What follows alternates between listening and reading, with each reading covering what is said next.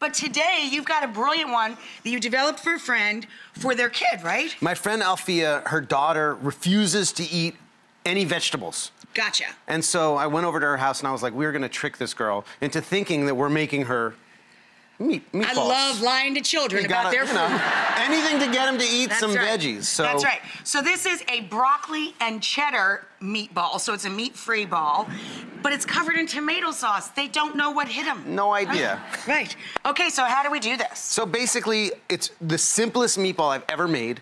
We take broccoli and the stems and the florets, you blanch it in boiling water for about 3 minutes, and then we chop them up and mix it with cheddar cheese, lots and lots of cheddar, almost equal parts, a couple of eggs and breadcrumbs.